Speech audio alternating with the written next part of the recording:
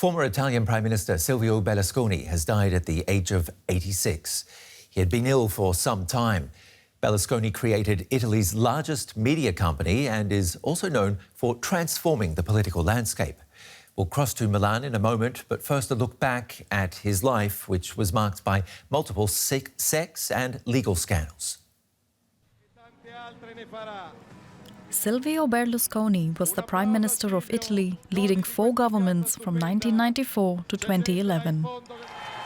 It was a political career marked by battles, but mainly of the legal kind. The most notorious centered on his so-called bunga bunga parties, sex parties with underage prostitutes. Berlusconi faced trial for allegedly soliciting sex with a minor, and was even accused of paying off eyewitnesses to stop them testifying against him.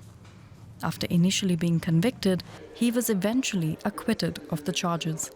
Amid the snowballing scandal, he stepped down as Prime Minister in 2011. Bye-bye, Silvio. Bye-bye. Millions of Italians had been waiting for that moment. Berlusconi was also a billionaire who made his fortune from a thriving media empire. He built Italy's biggest commercial TV network and manipulated it towards infotainment, using it to further his political career.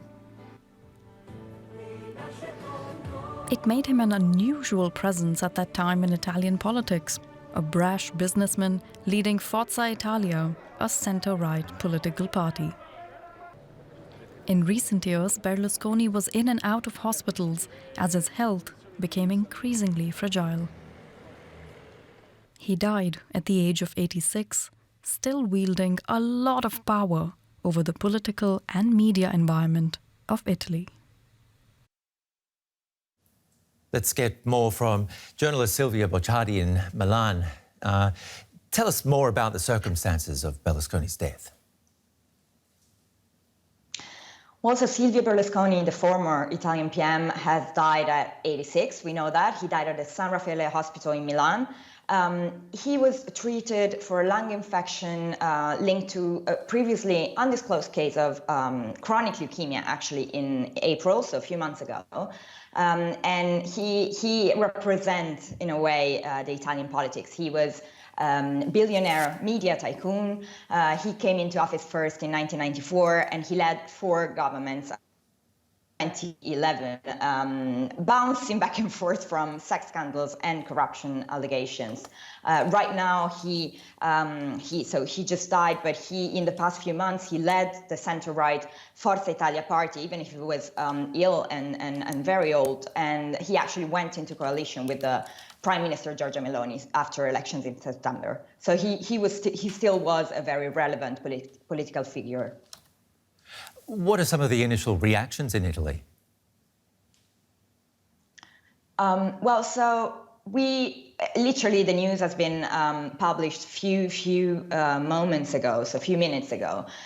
So I can totally see shock and awe. From different people, from my colleagues and from people I know. Everyone is writing, you know what happened. This is big news for for the Italian community, for the Italian people. People, of course, knew this was going to happen one day, but I can hear people saying, you know, this is so. It's such a big news for us, and this is making history. We're living in a moment that is important for the Italian history. He has been in hospital, as we said, a few times in the past few months, but still, I mean, in the last few moments, we saw, you know, news and media giving the information that he died and then canceling it and then giving it back again, because, I mean, it's a big thing for us. So tell us, what do you think will be his legacy? Well, Berlusconi has been a controversial and divisive figure, but totally central to the public debate for the past 30 years. His famous 1994 speech was called Discesa in Campo, which means descent into the field. He completely changed the course of history in Italian politics. His most important legacy is, in a way, the change of language and political communication. With Berlusconi, political communication became personal. The leader is central. The image, in a way, is everything. So his imprint has been followed by many, many political leaders after him, like Renzi, Salvini, Conte, and of course, Giorgia Meloni today.